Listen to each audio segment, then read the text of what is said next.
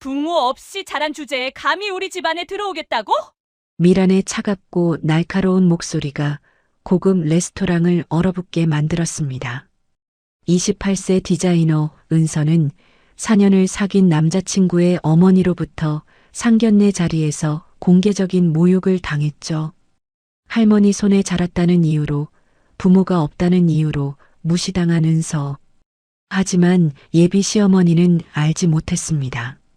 그 소박해 보이던 할머니가 누구인지, 그리고 1분 뒤 자신이 무릎을 꿇고 살려달라고 빌게 될 줄은요. 과연 이 레스토랑에서 무슨 일이 벌어진 걸까요? 시청 전에 구독과 좋아요 꼭 부탁드립니다. 영상 제작에 큰 힘이 됩니다. 오늘은 정말 중요한 날이었습니다. 은서는 거울 앞에 서서 몇 번이고 옷매무새를 고쳐 입었죠. 28세가 된 은서에게 오늘은 인생의 터닝 포인트가 될 수도 있는 날이었으니까요. 4년을 사귄 남자친구 준혁과의 상견례가 드디어 성사된 겁니다. 은서야, 너무 긴장하지 마. 내가 얼마나 멋진 아이인데.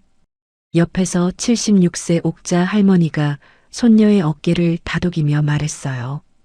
할머니의 주름진 손은 따뜻했지만 미세하게 떨리고 있었습니다. 할머니도 긴장하고 계신 거죠. 할머니, 저 괜찮아요. 준혁이가 부모님께 저 얘기 많이 했대요. 좋게 봐주실 거예요. 은서는 밝게 웃으며 할머니를 안심시켰습니다. 하지만 속으로는 불안감이 스멀스멀 올라오고 있었죠. 준혁의 아버지는 유명한 법무법인의 대표 변호사고 어머니는 강남에서 손꼽히는 사교계 인사라고 들었거든요. 은서는 어릴 적 부모님을 교통사고로 잃었습니다. 그때 은서의 나이 고작 5살이었죠. 친척들은 모두 뒷걸음질 쳤어요. 경제적으로 여유가 없다는 핑계를 댔지만 사실은 책임지기 싫었던 거였습니다. 그때 나선 사람이 바로 외할머니인 옥자였어요. 내가 키우겠어. 우리 은서는 내가 책임질 거야. 할머니는 당시 이미 53세였습니다. 노후를 준비해야 할 나이에 5살짜리 손녀를 떠안은 거죠. 하지만 할머니는 단 한 번도 후회하지 않았어요. 청소일, 식당 일 할 수 있는 모든 일을 하며 은서를 키웠습니다. 은서는 할머니의 사랑 속에서 밝고 성실한 아이로 자랐어요.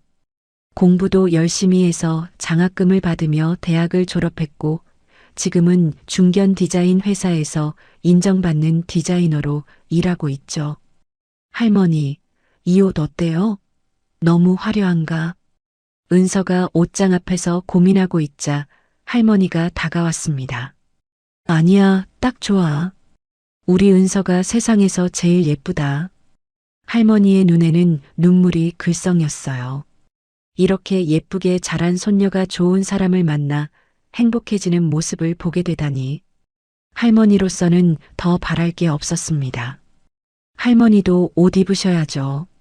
제가 맞춰드린 한복 입으세요. 은서는 할머니를 위해 특별히 한복을 맞춰뒀었어요. 고급스러운 자줏빛 저고리에 회색 치마였죠. 할머니는 처음에 거절했었습니다. 이 할머니한테 무슨 새 한복이 필요해? 있는 거 입으면 되지. 안 돼요, 할머니. 오늘 같은 날 새 옷 안 입으면 언제 입어요? 은서의 고집에 할머니는 결국 승낙했죠. 사실 할머니도 손녀의 상견례에 누가 되지 않고 싶었거든요. 두 사람은 몇 시간에 걸쳐 준비를 마쳤습니다. 은서는 단정하면서도 우아한 베이지색 원피스를 입었고 할머니는 새로 맞춘 한복을 곱게 차려입었어요. 출발 시간이 다가오자 은서의 휴대폰이 울렸습니다. 준혁이었죠. 은서야, 준비 다 됐어? 내가 지금 데리러 갈게. 응, 우리 집 앞에서 기다리고 있을게. 전화를 끊고 은서는 할머니를 바라봤습니다. 할머니의 얼굴에는 긴장감이 역력했어요. 할머니, 걱정 마세요. 준혁이 말로는 부모님이 정말 좋은 분들이래요. 그래, 우리 은서 말이 맞겠지. 할머니가 너무 긴장했나 보다. 하지만 할머니의 마음 한구석에는 어두운 예감이 자리 잡고 있었습니다. 지난 몇십 년간 세상을 살아오며 배운 게 있었죠. 부자들은 가난한 사람을 진심으로 대하지 않는다는 것을요. 30분 후 준혁의 차가 도착했습니다. 준혁은 차에서 내려 할머니께 정중히 인사했어요. 할머니, 안녕하세요. 오늘 멋지게 차려입으셨네요. 허허, 우리 은서 덕분이지. 준혁은 30세로 대기업 마케팅팀 과장이었습니다. 키가 크고 잘생긴 외모에 예의 바른 성격까지 갖춘 사람이었죠. 은서와는 회사 프로젝트를 함께하며 만났고 첫눈에 은서에게 반했다고 했어요. 처음에 은서는 준혁의 마음을 받아들이기 망설였습니다. 자신의 집안 배경이 부담스러웠거든요. 하지만 준혁은 단호했죠. 은서야, 나는 내 과거가 아니라 너라는 사람이 좋은 거야. 할머니께서 너를 이렇게 훌륭하게 키우셨잖아. 그 말에 은서는 용기를 냈고 4년이라는 시간 동안 두 사람은 서로를 더 깊이 알아갔습니다. 준혁은 할머니도 진심으로 대했어요. 명절 때마다 찾아뵙고 할머니의 건강을 챙기며 효자처럼 행동했죠. 차 안은 긴장감으로 가득했습니다. 은서는 손을 꼭 쥐고 창밖을 바라봤고 할머니는 무릎 위에 올려놓은 손을 계속 만지작거렸어요. 긴장 풀어, 은서야. 우리 부모님 정말 좋으신 분들이야. 준혁이 백미러로 은서를 바라보며 말했습니다. 하지만 준혁의 목소리에도 약간의 긴장감이 묻어났죠. 사실 준혁도 완전히 안심할 수는 없었어요. 어머니 미란이 워낙 까다로운 성격이었거든요. 특히 며느리감에 대해서는 더욱 엄격한 기준을 가지고 있었죠. 명문대 출신의 좋은 집안, 외모까지 완벽해야 한다는 게 어머니의 지론이었습니다. 준혁은 지난 몇 달 동안 부모님께 은서 이야기를 조금씩 흘렸어요. 성실하고 착하다는 것, 일도 잘한다는 것. 하지만 부모님이 없고 할머니 손에 자랐다는 사실은 최대한 늦게 말했죠. 어머니의 반응은 예상대로 차갑였습니다. 부모도 없는 애를 왜 사귀니? 집안 배경이 뭐니? 엄마, 그런 게 중요해? 은서는 정말 좋은 사람이야. 세상을 너무 순진하게 보는구나. 결혼은 개인끼리 하는 게 아니라 집안끼리 하는 거야. 하지만 준혁은 포기하지 않았어요. 계속해서 은서의 장점을 이야기하며 어머니를 설득했죠. 결국 어머니가 상견례를 승낙한 건 아버지의 중재 덕분이었습니다. 여보, 일단 한번 만나나 봐. 아들이 저렇게 좋아하는데. 차는 청담동의 고급 레스토랑 앞에 멈췄습니다. 한옥 스타일로 지어진 건물은 고풍스러우면서도 현대적인 멋이 있었어요. 입구에는 발레 파킹 서비스를 하는 직원들이 대기하고 있었죠. 여기 정말 좋은 곳이네. 할머니가 건물을 올려다보며 작게 중얼거렸습니다. 평생 이런 곳에 와본 적이 없었거든요. 할머니, 제가 모시고 들어갈게요. 은서가 할머니의 팔을 조심스럽게 잡았습니다. 세 사람은 레스토랑 안으로 들어갔어요. 내부는 더욱 화려했습니다. 은은한 조명 아래 전통 한지로 만든 장식들이 우아함을 더했죠. 직원이 다가와 공손히 인사했어요. 예약하신 김준혁 고객님이시죠? VIP룸으로 안내해드리겠습니다. 세 사람은 직원을 따라 복도를 걸었습니다. 은서의 심장은 점점 더 빠르게 뛰었죠. 드디어 준혁의 부모님을 만나는 순간이 다가온 겁니다. VIP룸 문이 열렸습니다. 안에는 이미 세 사람이 앉아 있었어요. 준혁의 아버지 태수, 어머니 미란, 그리고 여동생 다인이었죠. 아버지, 어머니, 여기 은서랑 할머니세요. 준혁이 먼저 인사를 했습니다. 은서와 할머니도 깊게 고개를 숙였어요. 안녕하세요. 은서입니다. 오늘 이렇게 시간 내주셔서 감사합니다. 저는 은서 할머니 옥자라고 합니다. 잘 부탁드립니다. 태수는 무표정하게 고개만 끄덕였고 미라는 두 사람을 위아래로 훑어봤습니다.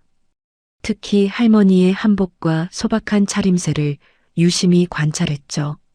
다인은 휴대폰만 보며 인사도 제대로 하지 않았어요. 어서 앉으세요. 미란이 차갑게 말했습니다. 그 목소리에는 환영의 기색이 전혀 없었죠. 은서는 가슴이 철렁 내려앉는 걸 느꼈습니다. 이미 분위기가 좋지 않았거든요. 자리에 앉자마자 어색한 침묵이 흘렀습니다. 테이블 위에는 고급스러운 찻잔들이 놓여 있었고 은은한 꽃향기가 공간을 채우고 있었죠. 하지만 그 어떤 것도 차가운 분위기를 녹일 수는 없었어요. 은서 씨는 어느 대학 나오셨어요? 미란이 먼저 입을 열었습니다. 질문이라기보다는 신문에 가까운 어조였죠. 한양대학교 디자인학과 졸업했습니다. 그래요? 요즘 한양대도 들어가기 쉬워졌나 보네요. 미란의 말투에는 은근한 무시가 담겨 있었어요. 옆에서 듣던 다인이 비웃듯 말했습니다. 오빠, 서울대 나온 친구 소개해 달라더니 한양대네? 급이 좀 떨어지는 거 아니야? 다인아, 그런 말 하는 거 아니야. 준혁이 황급히 여동생을 말렸지만 이미 말은 나가버렸죠. 은서의 얼굴이 붉어졌습니다. 학벌이 전부는 아니잖아, 다인아. 은서는 실력으로 인정받는 디자이너야. 태수가 처음으로 입을 열었습니다. 회사는 어디 다니시나요? 제가 다니는 회사는 중견 디자인 회사입니다.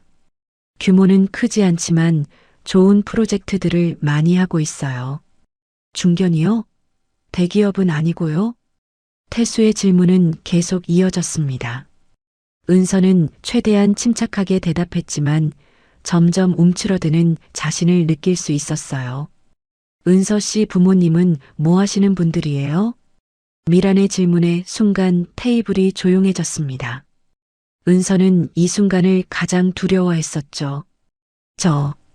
부모님이 안 계십니다. 어릴 때 돌아가셔서 할머니께서 저를 키워주셨어요. 아, 미란의 짧은 대답 뒤로 더 깊은 침묵이 흘렀습니다. 미란의 표정이 확연히 굳어지는 게 보였죠. 그럼 할머니께서 혼자 키우신 거예요? 네, 그렇습니다. 할머니가 대답했습니다. 목소리는 떨렸지만 당당했죠. 할머님은 무슨 일 하셨어요? 여러 가지 일을 했습니다. 식당 일도 하고 청소 일도 하고 우리 은서 키우려고 뭐든 했죠. 미란의 눈빛이 더욱 차갑게 변했습니다. 태수도 미간을 찌푸렸어요. 다인은 아예 한숨을 쉬며 휴대폰만 들여다봤죠. 어머니, 아버지, 은서는 정말 훌륭한 사람이에요. 할머니께서 고생하시면서 이렇게 잘 키우셨잖아요. 준혁이 분위기를 바꿔보려 애썼지만 부모의 표정은 변하지 않았습니다. 준혁아, 내 생각은 좋은데 현실을 봐야지. 결혼은 로맨스가 아니라 책임이야. 태수가 단호하게 말했어요. 은서는 그 말의 의미를 정확히 이해했습니다. 자신이 책임질 수 없는 사람이라는 뜻이었죠. 지금 살고 계신 곳은 어디예요? 미란의 질문 공세는 계속됐습니다. 은평구에서 할머니랑 둘이 살고 있어요. 은평구요? 거기 집값 많이 떨어진 동네 아니에요? 미란의 말에 다인이 끼어들었습니다. 엄마, 거기 우리 회사 인턴 애들도 자취하는 동네잖아. 완전 서민 동네지. 다인아. 준혁이 여동생을 다시 한번 제지했지만 이미 분위기는 최악으로 치달았어요. 음식이 나오기 시작했습니다. 정갈하게 차려진 한정식이었죠. 하지만 그 누구도 음식에 집중할 수 없었어요. 할머님, 입맛에 맞으세요? 미란이 물었습니다. 말은 정중했지만 목소리에는 진심이 없었죠. 네, 맛있습니다. 이런 좋은 음식 오랜만에 먹어봅니다. 할머니의 솔직한 대답에 미란의 입꼬리가 살짝 올라갔어요. 비웃음이었습니다. 그러시겠어요. 평소에는 이런 곳 자주 못 오시니까. 그 말에는 명백한 무시가 담겨 있었어요. 은서는 주먹을 불끈 쥐었습니다. 은서 씨는 형제가 있나요? 태수가 물었습니다. 아니요, 저 혼자예요. 외동이면 나중에 할머니 모시는 것도 혼자 해야 하겠네요. 태수의 말에는 부담스럽다는 뜻이 숨어 있었습니다. 할머니는 제가 당연히 모셔야죠. 저를 키워주셨는데요. 은서가 분명하게 말했습니다. 그 순간 미란과 태수가 눈빛을 교환했어요. 그들의 눈에는 명백한 거부감이 담겨 있었죠. 화장실 좀 다녀올게요. 은서가 자리에서 일어났습니다. 더 이상 이 자리에 앉아있기가 힘들었거든요. 나도 갈래. 다인이 따라 일어났고 잠시 후 미란도 자리를 떴습니다. 은서는 화장실로 가는 복도에서 잠시 벽에 기대숨을 골랐어요. 가슴이 답답하고 눈물이 날 것 같았습니다. 그때 화장실 안에서 목소리가 들려왔어요. 미란과 다인의 목소리였죠. 은서는 화장실 문을 열려다 멈칫했습니다. 엄마, 오빠 진짜 미쳤나 봐. 부모도 없는 애를 데려와? 그러니까 말이야. 할머니 봤어? 완전 촌스러워. 사투리에 한복도 싸구려 같고. 미란의 목소리는 조금 전과는 완전히 달랐습니다. 차갑고 거침없었죠. 우리 결혼식에 저 할머니 어떻게 세워? 친구들한테 뭐라고 소개해? 우리 사돈이 청소 아줌마였대. 이렇게 말해? 다인이 비웃으며 말했습니다. 절대 안 돼. 내가 오늘 확실히 정리할 거야. 준혁이가 이해하든 말든. 은서는 화장실 문 앞에서 굳어버렸습니다. 손이 떨리고 다리에 힘이 풀렸어요. 눈물이 주르륵 흘러내렸죠. 저 애가 아무리 착해도 소용없어.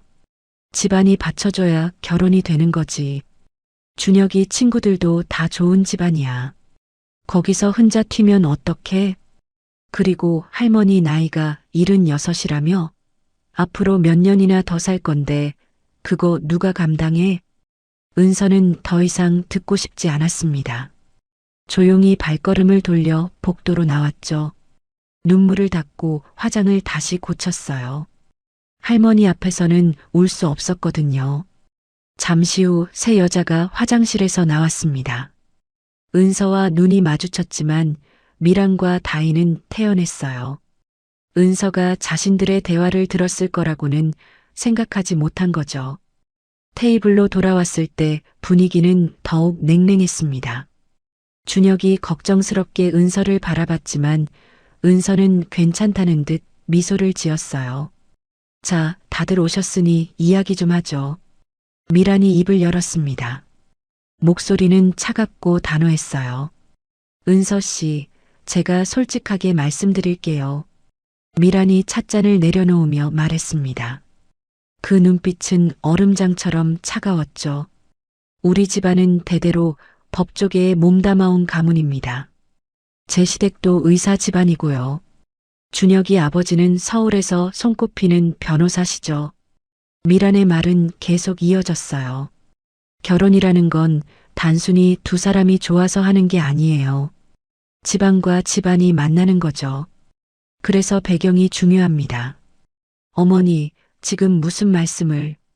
준혁이 끼어들려 했지만 미란이 손을 들어 막았어요.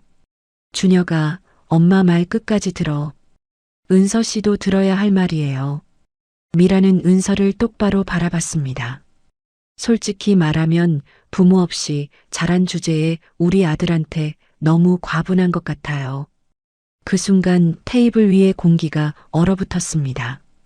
은서의 얼굴이 창백해졌고 할머니는 숨을 멈춘 듯 굳어버렸죠. 어머니, 준혁이 벌떡 일어났습니다. 하지만 미라는 아랑곳하지 않았어요. 왜 그래, 준혁아? 엄마가 틀린 말했어? 결혼은 현실이야. 사랑만으로 되는 게 아니라고. 은서 씨 할머니가 아무리 고생하셨어도 그건 그거고 우리 집안 체면이 있잖아요. 친구들 만날 때마다 사돈이 청소 일하셨다고 소개할 수는 없는 노릇 아니에요? 다인이 거들었습니다. 맞아요, 오빠. 오빠 친구들 집안 봐요. 다 의사, 변호사, 사업가 집안이잖아요. 거기 가서 은서 언니 소개하면 우리 집안 레벨이 드러나는 거예요. 태수도 무겁게 입을 열었습니다. 준혁아, 우리가 은서 씨가 나쁜 사람이라고 하는 게 아니야. 단지 어울리지 않는다는 거지. 차라리 지금 정리하는 게 서로에게 좋아. 은서는 아무 말도 할 수 없었습니다. 목이 메었고 눈물이 쏟아질 것 같았거든요. 옆에서 할머니의 떨리는 숨소리가 들렸어요. 그리고 할머니 연세가 76이시라고요? 앞으로 10년, 20년 모셔야 하는데 그게 쉬운 일인가요? 미란이 차갑게 말했습니다. 우리 준혁이는 명문가 며느리를 맞아야 해요. 좋은 집안 배경에 좋은 학벌, 그리고 경제적으로도 안정된 집안 말이에요. 지금 우리 할머니를 모욕하시는 겁니까? 은서가 참았던 목소리를 터뜨렸습니다. 눈에는 눈물이 가득했지만 목소리는 떨리지 않았어요. 할머니는 저를 키우시느라 평생을 고생하셨어요. 쉬운 일 하나 없었죠. 새벽부터 밤늦게까지 일하시면서 저를 대학까지 보내셨어요. 그건 당연한 거 아니에요? 손녀를 키우는 게 뭐가 대단해요? 미란이 비웃듯 말했습니다. 제가 말하고 싶은 건 현실이에요. 은서 씨가 아무리 착하고 일을 잘해도 집안 배경은 안 변해요. 우리는 그런 배경을 가진 사람과 사돈 관계를 맺을 수 없어요. 엄마, 그만해. 준혁이 소리쳤습니다. 하지만 이미 돌이킬 수 없는 말들이 쏟아진 뒤였죠. 준혁아, 내가 나중에 엄마한테 고마워할 거야. 지금은 사랑에 눈이 멀어서 모르는 거야. 할머니가 조용히 자리에서 일어났습니다.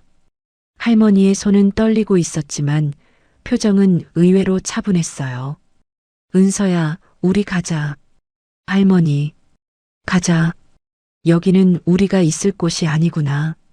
할머니의 목소리는 낮았지만 단호했습니다. 은서도 자리에서 일어났죠.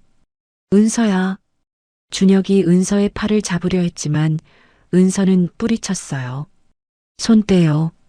당신도 부모님 눈치만 보면서 저 말 한마디 제대로 못하잖아요. 은서의 말에 준혁은 할 말을 잃었습니다. 사실이었거든요. 그리고 미란 씨, 아주머니께서는 사람을 배경으로만 판단하시는군요. 겉만 보고 속은 보지 않으시고요. 은서가 미란을 똑바로 바라보며 말했습니다. 저는 아주머니 같은 사람이 되고 싶지 않아요. 돈과 배경만 보고 사람의 가치를 판단하는 그런 사람 말이에요. 뭐라고? 미란이 벌떡 일어났습니다. 감히 누구한테 함부로 말해? 함부로요? 지금까지 저희한테 한 말씀들은 함부로가 아니었나요? 은서의 목소리에는 분노가 담겨 있었습니다. 할머니를 청소 아줌마라고 무시하시고 저를 과분하다고 하시고 그게 사람이 할 말입니까? 미란의 얼굴이 붉어졌어요. 당황스러웠던 거죠. 자신이 화장실에서 한 말을 은서가 들었다는 걸 깨달은 겁니다. 듣고 있었어? 네, 다 들었어요. 저희를 어떻게 생각하시는지 또렷하게요. 은서는 할머니의 손을 잡았습니다. 할머니 가요. 여기 있으면 안 돼요. 두 사람이 VIP룸을 나가려는 순간이었습니다. 갑자기 문이 확 열리며 한 무리의 사람들이 들어왔어요. 옥자 사모님, 여기 계셨습니까? 우렁찬 목소리가 VIP룸에 울려 퍼졌습니다. 모두가 돌아봤죠. 문 앞에는 60대 중반으로 보이는 남성이 서 있었어요. 키가 크고 위험 있는 풍채에 고급스러운 정장을 입고 있었습니다. 뒤로는 비서로 보이는 사람들이 서너 명 따라와 있었죠. 회장님? 태수가 자리에서 벌떡 일어나며 놀란 표정을 지었습니다. 그 남자는 다름 아닌 강 회장이었어요. 국내 최대 건설 그룹인 태양건설의 회장이었죠. 강 회장님께서 왜 여기에? 미란도 당황한 얼굴로 말을 더듬었습니다. 태수의 법무법인은 태양건설과 오랜 거래 관계였거든요. 강 회장은 태순의 집안에게는 절대 함부로 대할 수 없는 인물이었죠. 그런데 강 회장은 태수 가족에게는 눈길도 주지 않았습니다. 곧장 옥자 할머니 쪽으로 걸어갔죠. 사모님, 제가 늦었습니다. 비서가 연락해서 이 근처 레스토랑에 계시다고 해서 찾아왔습니다. 강 회장의 목소리는 공손하기까지 했어요. 모두가 믿을 수 없다는 표정으로 그 장면을 지켜봤죠. 아이고, 회장님. 괜히 번거롭게 하셨네요. 할머니가 담담하게 대답했습니다. 마치 이런 상황에 익숙하다는 듯이요. 강 회장은 할머니 앞에 무릎을 꿇었습니다. 그리고 깊이 고개를 숙였어요. 사모님의 은혜는 죽어도 잊을 수 없습니다. VIP로 많은 충격으로 얼어붙었습니다. 국내 굴지의 재벌 그룹 회장이 한 노인 앞에 무릎을 꿇고 있는 모습이라니요. 회장님, 일어나세요. 사람들이 보잖아요. 할머니가 강 회장을 일으켜 세웠습니다. 회장님, 대체 이게 어떻게 된 일입니까? 태수가 떨리는 목소리로 물었습니다. 강 회장이 그제야 태수를 바라봤어요. 아, 태수 변호사님. 여기 계셨군요. 강 회장의 얼굴에서 공손함이 사라졌습니다. 차갑고 날카로운 표정으로 변했죠. 혹시 사모님께 실례를 한 건 아니시겠죠? 태수와 미란의 얼굴이 새하얗게 질렸습니다. 저희가 어떻게 감히. 미란이 더듬거리며 말했어요. 강 회장은 옥자 할머니를 바라보며 말했습니다. 여러분께 제대로 소개해 드려야겠습니다. 이분은 제 생명의 은인이십니다. 강 회장이 과거 이야기를 꺼냈어요. 20년 전이었습니다.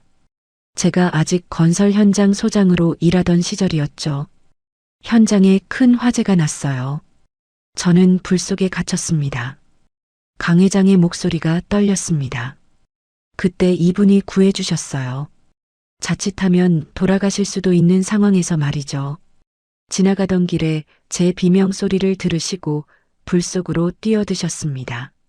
모두가 숨을 죽이고 강 회장의 이야기를 들었어요. 옥자 사모님께서 저를 끌어내지 않으셨다면 저는 그날 죽었을 겁니다. 지금의 태양건설도 없었겠죠. 강 회장이 다시 할머니를 향해 고개를 숙였습니다. 그 은혜를 어떻게 갚아도 부족합니다. 그래서 제가 사모님께 부탁드렸죠. 뭐든 필요한 게 있으면 말씀하시라고요.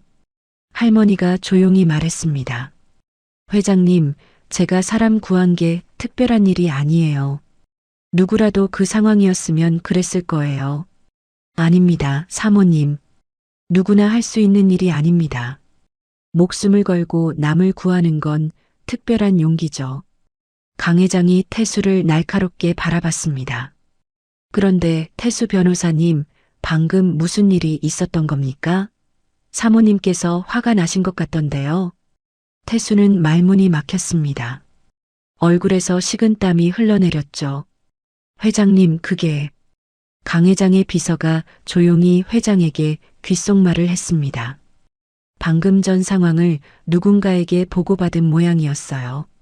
강 회장의 얼굴이 굳어졌습니다. 사모님의 손녀분을 모욕했다고요? 강 회장의 목소리는 얼음장처럼 차가웠습니다. 감히 누가 사모님 가족을 무시했습니까? 미란이 온몸을 떨며 앞으로 나섰습니다. 다리에 힘이 풀려 거의 주저앉을 듯 했죠. 회장님, 제가 잘못했습니다. 미란의 목소리는 떨렸어요. 몇 분 전까지만 해도 그렇게 당당하던 사람이 완전히 달라진 겁니다. 뭘 잘못했습니까? 강 회장이 차갑게 물었습니다. 은서 씨를, 사모님 손녀분을 무시했습니다. 부모가 없다고, 집안이 안 맞는다고, 미란의 목소리는 점점 작아졌어요. 계속하세요. 강 회장의 독촉에 미란은 더 이상 말을 잇지 못했습니다. 대신 무릎을 꿇었죠. 살려주세요, 회장님. 미란이 떨리는 목소리로 애원했습니다. 불과 1분 전까지만 해도 은서와 할머니를 무시하던 그 사람이 지금은 바닥에 무릎을 꿇고 있었죠. 제가 미쳤었습니다. 정말 죄송합니다. 태수도 황급히 아내 옆에 무릎을 꿇었어요. 명문 변호사라는 자존심은 이미 산산조각 난 지 오래였죠. 회장님, 저희가 정말 잘못했습니다. 다시는 이런 일 없을 겁니다. 다인도 어머니 뒤에서 떨고 있었어요. 대기업 인턴으로 일하는 자신의 미래가 이 순간에 달려있다는 걸 알았거든요. 준혁은 창백한 얼굴로 서 있었습니다. 은서를 바라봤지만 은서는 고개를 돌렸죠. 강 회장은 무릎 꿇은 세 사람을 내려다봤습니다. 표정은 차갑고 단호했어요. 태수 변호사님, 당신네 법무법인이 우리 그룹과 얼마나 오래 거래해왔죠? 15년입니다, 회장님. 태수가 떨리는 목소리로 대답했습니다. 그 15년 동안 우리가 당신 법무법인에 얼마나 많은 일을 맡겼는지 아십니까? 회장님의 은혜를 잊은 적 없습니다. 그런 사람이 어떻게 제 은인을 모욕할 수 있죠? 강 회장의 목소리에는 분노가 담겨 있었습니다. 정말 죄송합니다. 용서해 주십시오. 미란이 울먹이며 말했어요. 고급 화장은 눈물로 번지고 있었죠. 강 회장이 옥자 할머니를 바라봤습니다. 사모님, 어떻게 하시겠습니까? 제가 책임지고 처리하겠습니다. 할머니는 잠시 침묵했습니다. 그리고 조용히 말했어요. 회장님, 괜찮습니다. 사모님, 이 정도면 됐어요. 이 사람들도 교훈을 얻었을 겁니다. 할머니의 목소리는 차분했지만 단호했습니다. 사람을 겉모습으로 판단하면 안 된다는 것, 돈과 배경이 전부가 아니라는 것, 그걸 알았으면 됐어요. 할머니가 미란을 내려다봤습니다. 당신은 저를 청소 아줌마라고 무시했죠. 우리 은서를 과분하다고 했고요. 죄송합니다. 정말 죄송합니다. 미란은 계속 고개를 조아렸습니다. 저는 평생 청소 일도 하고 식당 일도 하면서 우리 은서를 키웠어요. 그게 부끄러운 일인가요? 아닙니다. 존경스러운 일입니다. 진심으로 그렇게 생각해요? 할머니의 질문에 미란은 대답하지 못했습니다. 진심이 아니라는 걸 할머니도 미란 자신도 알고 있었거든요. 사람은 어디서 왔는지가 아니라 어떻게 사는지가 중요합니다. 당신은 좋은 집안에서 태어나 좋은 교육을 받았지만 정작 사람을 대하는 법은 배우지 못했군요. 할머니의 말에 미라는 고개를 들 수 없었어요. 회장님, 저는 이 사람들을 용서할게요. 하지만 제 손녀와 이 집안은 인연이 아닌 것 같습니다. 할머니가 은서의 손을 잡았습니다. 은서야, 가자. 우리 갈 곳은 여기가 아니야. 할머니. 은서의 눈에서 눈물이 흘러내렸습니다. 할머니가 은서의 눈물을 닦아주었어요. 울지 마. 우리 은서는 당당해. 아무 잘못도 안 했잖아. 강 회장이 말했습니다. 사모님, 제 차로 모셔다 드리겠습니다. 고맙습니다, 회장님. 두 사람이 VIP룸을 나가려 할 때 준혁이 앞을 막아섰습니다. 은서야, 정말 미안해. 내가 너를 제대로 지켜주지 못했어. 은서가 준혁을 차갑게 바라봤습니다. 준혁 씨, 당신은 부모님이 저희를 모욕할 때 뭐 했어요? 그냥 눈치만 보고 있었잖아요. 그게 사랑한다면서 정작 중요한 순간에 지켜주지 못하면 그게 무슨 사랑이에요? 은서의 말에 준혁은 할 말을 잃었습니다. 그리고 준혁 씨 부모님께 전해주세요. 저는 과분한 사람이 아니에요. 오히려 준혁 씨 같은 사람이 저한테 과분했던 것 같네요. 은서가 할머니와 함께 VIP룸을 나갔습니다. 강 회장과 비서들이 뒤따랐죠. 남겨진 준혁 가족은 한동안 아무 말도 하지 못했어요. 태수가 먼저 입을 열었습니다.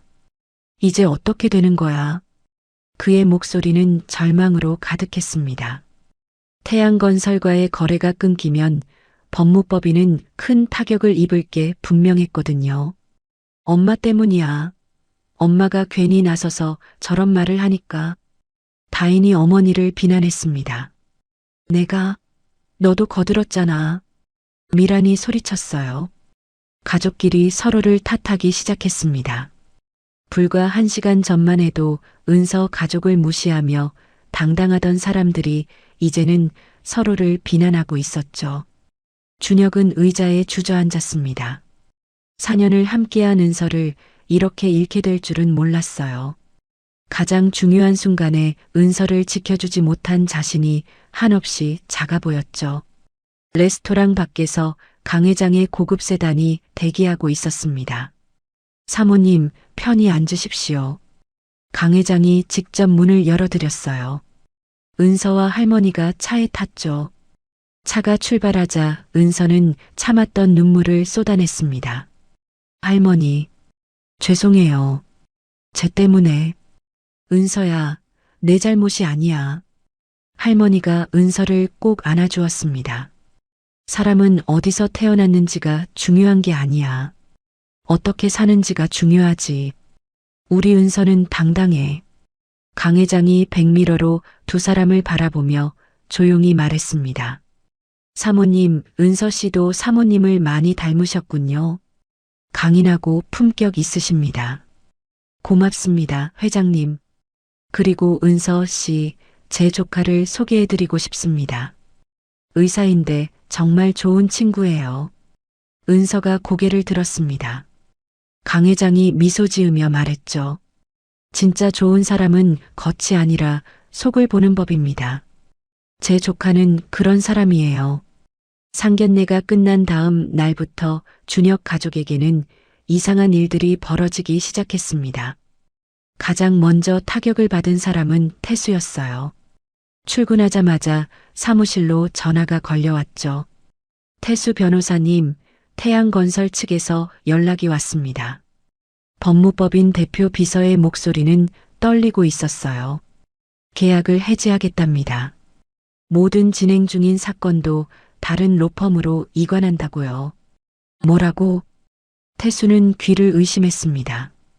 태양건설은 법무법인 전체 매출의 35%를 차지하는 핵심 고객이었거든요.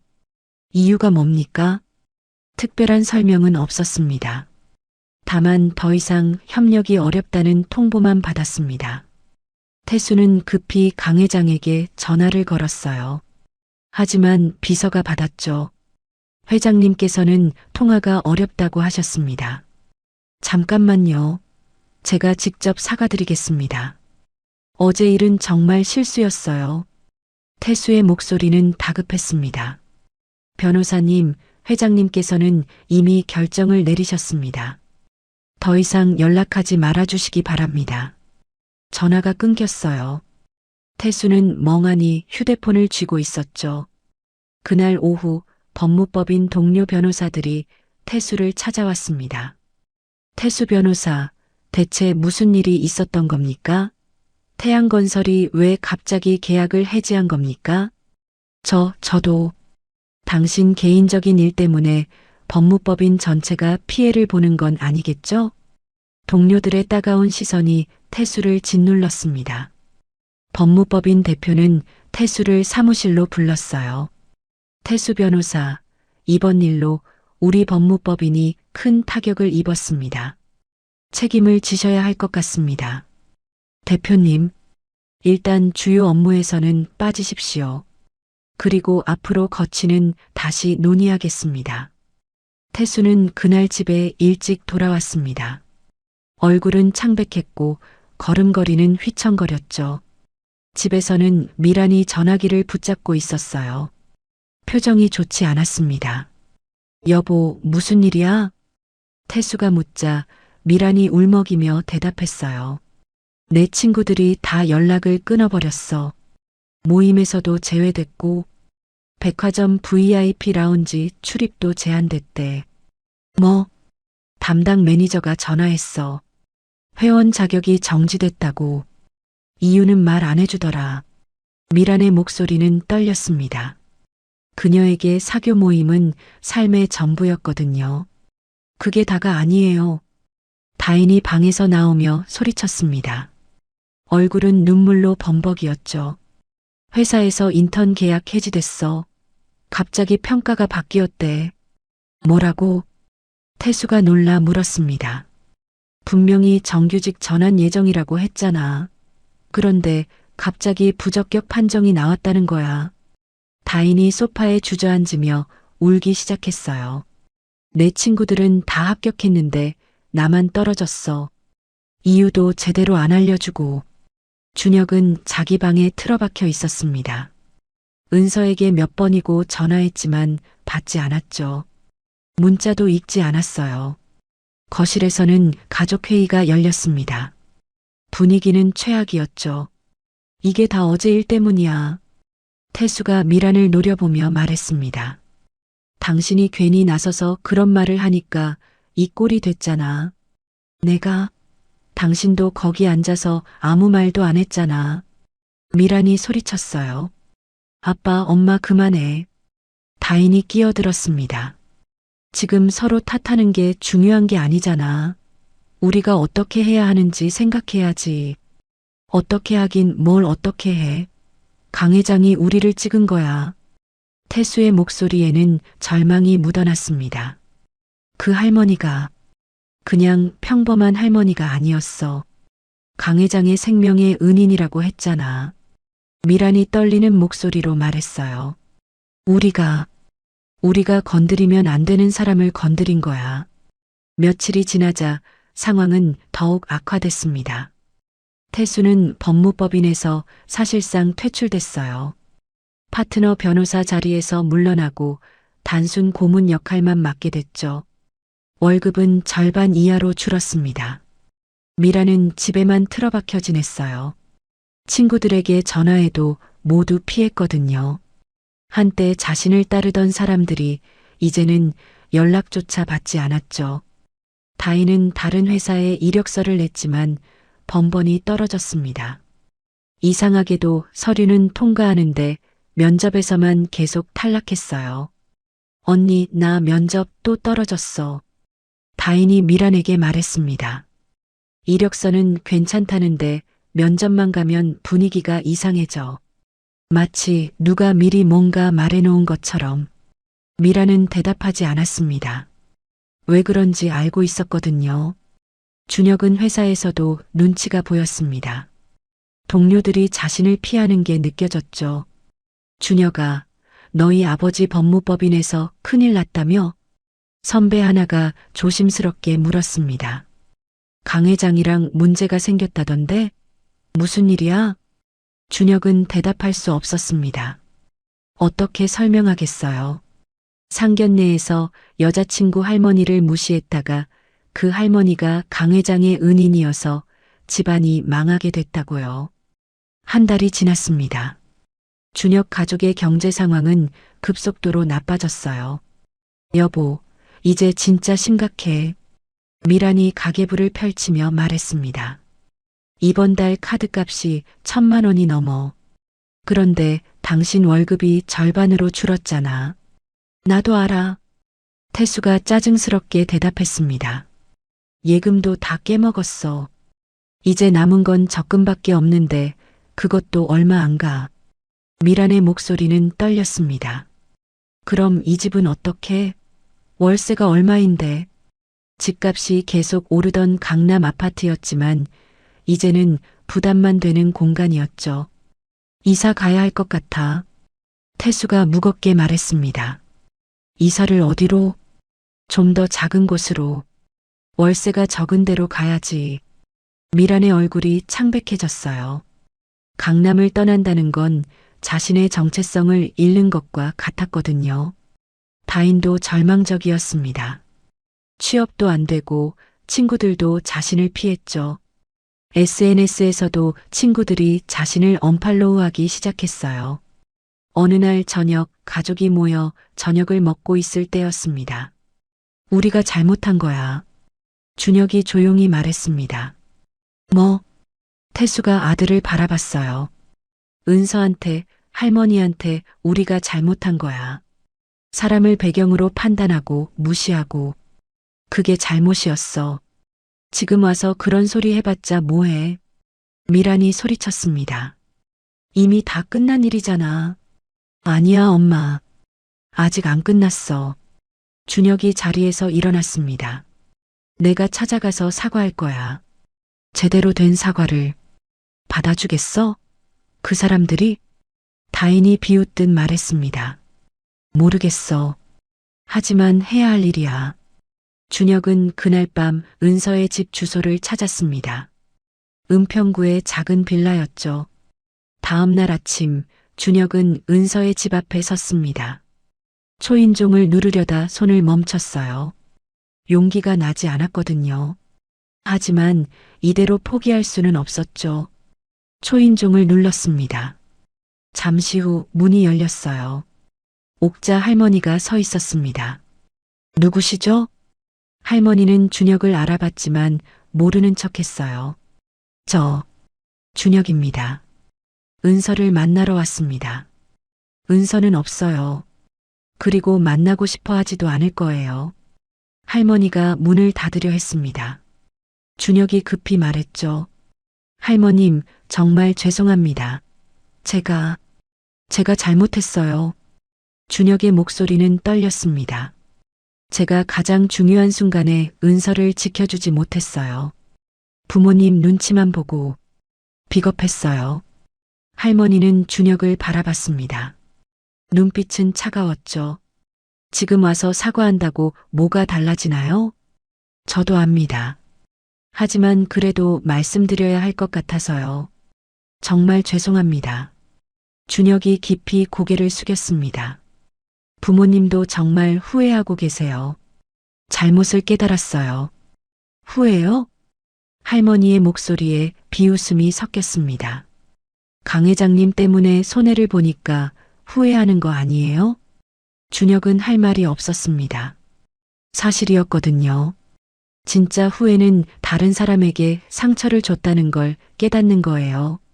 손해를 봐서 후회하는 게 아니라요.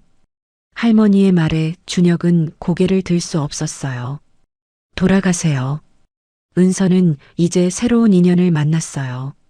우리를 진심으로 존중해주는 사람이요. 문이 닫혔습니다.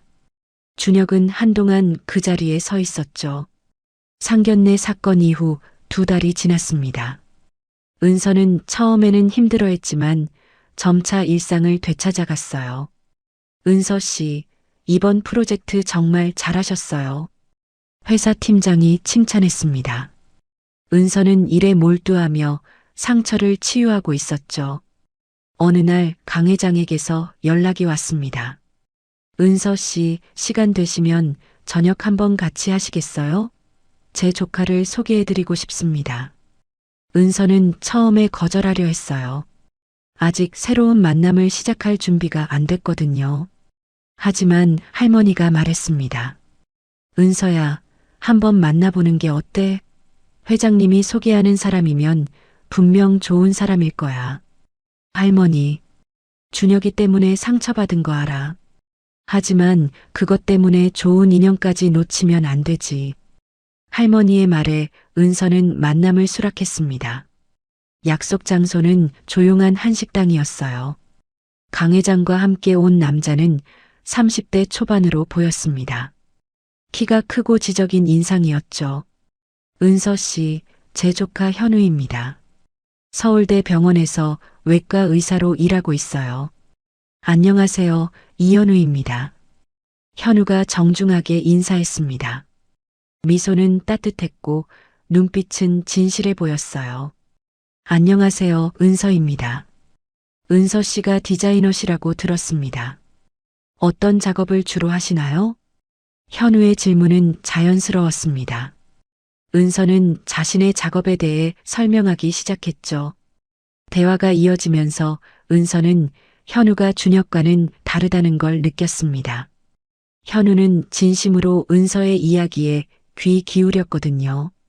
집안 배경이나 학벌에 대해서는 전혀 묻지 않았어요.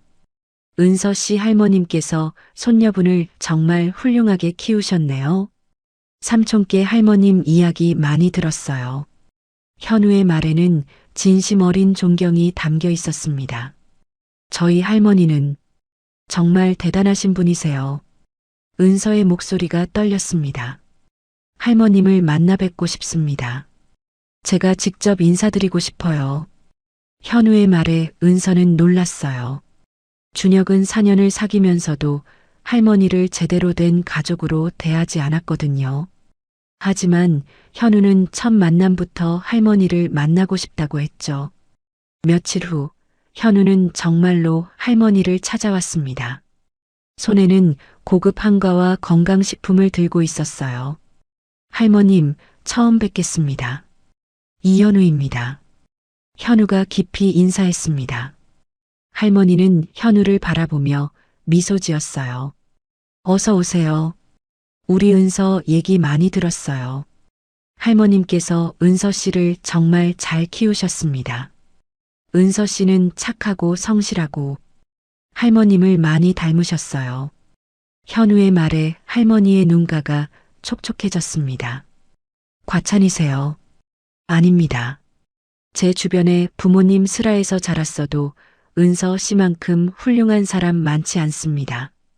사람은 환경이 아니라 마음이 중요한 거니까요. 현우의 말에 은서는 가슴이 뭉클했습니다. 이 사람은 진짜로 자신과 할머니를 존중하고 있었거든요. 그날 이후 현우와 은서는 자주 만났습니다. 현우는 바쁜 의사 스케줄 속에서도 시간을 내서 은서를 만났죠. 은서 씨, 오늘 수술이 늦게 끝나서 죄송해요. 괜찮아요. 수고하셨어요. 두 사람은 병원 근처 조용한 카페에 앉았습니다. 은서 씨는 가족이 정말 중요한 사람이네요. 할머님 이야기할 때 눈빛이 달라져요. 현우가 미소 지으며 말했습니다. 할머니가 제 전부예요. 저를 키우시느라 평생을 희생하셨거든요. 그래서 더 멋있어요. 그런 사랑을 받고 자란 사람은 남들에게도 그런 사랑을 줄 수 있으니까요. 현우의 말에 은서는 얼굴이 붉어졌습니다. 몇 달이 흘렀습니다. 두 사람의 관계는 점점 깊어졌죠. 어느 주말 현우가 할머니와 은서를 저녁 식사에 초대했습니다. 할머님, 은서 씨, 제 부모님을 소개하고 싶습니다. 은서는 긴장했어요. 또다시 상견례 같은 일이 벌어지면 어쩌나 하는 두려움이 있었거든요. 걱정 마세요. 우리 부모님은 정말 좋으신 분들이에요. 현우가 은서의 손을 꼭 잡았습니다. 상견례는 조용한 한정식 집에서 이루어졌습니다. 현우의 아버지는 대학 교수였고 어머니는 약사였어요. 어서 오세요. 은서 씨 할머님. 현우한테 이야기 많이 들었어요. 현우 어머니가 따뜻하게 맞이했습니다. 아버지도 정중하게 인사했죠. 할머님, 손녀분을 정말 훌륭하게 키우셨습니다. 현우가 은서 씨 자랑을 얼마나 하는지 몰라요. 고맙습니다. 할머니는 조심스럽게 대답했습니다. 아직도 지난번 상견례의 기억이 생생했거든요. 하지만 현우의 부모는 달랐습니다. 그들은 진심으로 은서와 할머니를 존중했어요. 은서 씨, 디자인 작업이 정말 멋지더라고요. 현우가 보여줬어요. 감사합니다. 우리 현우가 은서 씨 만나서 정말 행복해 보여요. 엄마로서 그게 제일 중요해요. 현우 어머니의 말에는 진심이 담겨 있었습니다. 식사가 끝난 후 현우 아버지가 할머니께 말했습니다. 할머님, 손녀분을 그렇게 키우시느라 고생 많으셨습니다. 앞으로는 저희도 할머님을 모시고 싶습니다.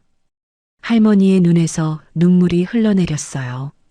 이렇게 진심으로 대해주는 사람들을 만난 게 처음이었거든요. 그날 밤 집으로 돌아온 은서와 할머니는 한동안 말이 없었습니다. 은서야, 현우 씨는 정말 좋은 사람인 것 같다. 할머니가 조용히 말했습니다. 네, 할머니. 저도 그렇게 생각해요. 이번엔 할머니가 안심하고 지켜볼 수 있을 것 같아. 할머니의 미소에는 평온함이 담겨 있었습니다. 6개월이 흐른 어느 봄날, 현우가 은서에게 프로포즈했습니다. 은서 씨, 저와 결혼해 주시겠어요? 한강공원의 벚꽃 나무 아래에서였죠. 현우는 무릎을 꿇고 반지를 내밀었어요. 은서는 눈물을 흘리며 고개를 끄덕였습니다. 네, 좋아요. 두 사람은 포옹했고 주변 사람들이 박수를 쳤습니다. 집에 돌아와 할머니께 소식을 전하자 할머니는 기쁨의 눈물을 흘렸어요. 우리 은서가 드디어 좋은 사람 만났구나. 할머니, 다 할머니 덕분이에요. 결혼 준비가 시작됐습니다. 현우 가족은 모든 과정에서 은서와 할머니를 존중했어요. 은서 씨, 결혼식은 어떤 스타일로 하고 싶으세요? 현우 어머니가 물었습니다. 저는 소박하게 하고 싶어요. 좋아요. 우리 가족끼리 조용하게 하는 것도 좋겠네요. 그런데 강 회장이 연락을 해왔습니다. 사모님, 은서 씨 결혼식에 제가 주례를 서도 될까요? 회장님이 그렇게 하시겠다면 영광이죠. 할머니가 대답했습니다. 그리고 식장은 제가 준비하겠습니다. 제 호텔에서 하시죠. 강 회장의 제안에 은서는 놀랐어요. 회장님, 그러실 필요 없어요. 은서 씨는 사모님의 손녀잖아요. 당연한 일이에요. 결혼식 날이 다가왔습니다. 장소는 강 회장 소유의 고급 호텔이었죠. 식장은 화려했지만 품격이 있었어요. 하얀 장미와 은은한 조명이 공간을 아름답게 꾸몄습니다. 하객들이 하나둘 모여들었습니다. 현우의 병원 동료들, 은서의 회사 동료들, 그리고 강 회장의 지인들까지 많은 사람들이 왔죠. 옥자 할머니는 고급스러운 한복을 입고 계셨어요. 강 회장이 특별히 준비해드린 옷이었죠. 할머님, 정말 아름다우십니다. 금순 할머니가 옆에서 말했습니다. 내가 이런 날을 볼 줄 알았겠니? 우리 은서가 이렇게 좋은 사람 만나서. 옥자 할머니의 눈에는 행복한 눈물이 맺혔습니다. 식장 한쪽에서는 준혁이 멀리서 지켜보고 있었습니다. 초대받지 못했지만 은서의 행복한 모습을 보고 싶어서 온 거였죠. 결혼식이 시작됐습니다. 은서가 아름다운 웨딩드레스를 입고 입장했어요. 할머니와 팔짱을 끼고 걸어가는 은서의 얼굴에는 행복한 미소가 가득했습니다. 현우는 단상에서 은서를 바라보며 눈물을 흘렸어요. 강 회장이 주례사를 시작했습니다. 오늘 이 자리는 제게도 특별한 의미가 있습니다. 신부 은서 씨의 할머님은 제 생명의 은인이시기 때문입니다. 하객들이 숙연해졌습니다. 20년 전 제가 불 속에서 죽을 뻔했을 때 할머님께서 목숨을 걸고 구해주셨습니다. 그 은혜가 없었다면 오늘의 저도 이 자리도 없었을 겁니다. 강 회장의 목소리는 감동으로 떨렸어요. 할머님은 평생 손녀 은서 씨를 키우시느라 고생하셨습니다. 하지만 한 번도 후회하지 않으셨죠. 그 사랑이 오늘 이렇게 아름다운 결실을 맺었습니다. 하객들 중 일부는 눈물을 닦고 있었습니다. 사람의 가치는 어디서 태어났는지가 아니라 어떻게 사는지에 달려 있습니다. 얼마나 많은 돈을 가졌는지가 아니라 얼마나 진심으로 사랑하는지가 중요하죠. 강 회장이 신랑 신부를 바라봤습니다. 현우 군, 은서 씨, 두 분은 그걸 아는 사람들입니다. 서로를 진심으로 존중하고 사랑하는 분들이죠. 그래서 이 결혼은 분명 행복할 겁니다. 박수가 터져 나왔습니다. 식이 끝나고 피로연이 시작됐습니다. 은서는 할머니께 부케를 드렸어요. 할머니, 평생 감사해요. 할머니가 아니었으면 오늘의 제가 없었어요. 우리 은서, 정말 행복해라. 할머니와 은서는 한참을 껴안고 울었습니다. 현우가 다가와서 할머니께 인사했어요. 할머님, 제가 은서를 평생 행복하게 해드리겠습니다. 할머님도 제 친할머니처럼 모시겠습니다. 고맙다, 현우야. 우리 은서 잘 부탁해. 피로 연장 밖에서 준혁은 그 모습을 지켜보고 있었습니다. 가슴이 아팠지만 어쩔 수 없었죠. 자신이 놓친 기회였으니까요. 그는 조용히 발걸음을 돌렸습니다. 준혁의 가족은 여전히 어려움을 겪고 있었어요. 태수는 작은 로펌으로 옮겼고 미라는 사교 모임을 완전히 잃었죠. 다희는 겨우 작은 회사에 취직했습니다. 그날 저녁 준혁 가족은 좁은 원룸에 모여 있었어요. 오늘 은서 결혼식이었대. 준혁이 조용히 말했습니다. 그래. 미란이 힘없이 대답했어요. 우리가 정말 큰 실수를 한 거야. 태수가 한숨을 쉬었습니다. 사람을 겉모습으로 판단하고 배경으로 평가하고 그게 얼마나 어리석은 일인지 이제 알겠어. 너무 늦었어, 여보. 미란의 목소리에는 후회가 가득했습니다. 한편 은서와 현우는 신혼여행을 떠났습니다. 할머니는 현우 부모님과 함께 지내기로 했죠. 할머님, 편히 계세요. 저희가 잘 모시겠습니다. 현우 어머니가 정성껏 할머니를 돌봤습니다. 몇 달 후 은서는 임신 소식을 전했어요. 할머니, 제가 엄마가 될 거예요.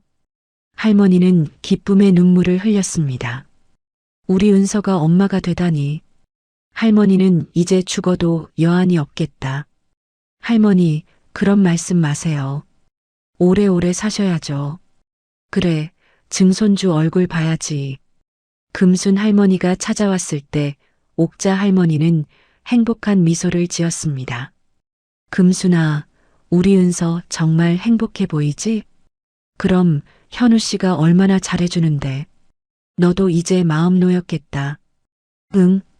사람은 결국 마음이 중요한 거더라. 돈이나 배경이 아니라. 내 말이 맞아. 그때 그 교만한 사람들은 어떻게 됐대? 벌을 받았지. 사람을 함부로 대하면 그 대가를 치르게 되는 법이야. 1년 후 은서는 예쁜 딸을 낳았습니다. 이름은 오키, 할머니 이름에서 한 글자를 따온 거였죠. 할머니, 오키예요. 할머니 이름을 물려받은 거예요.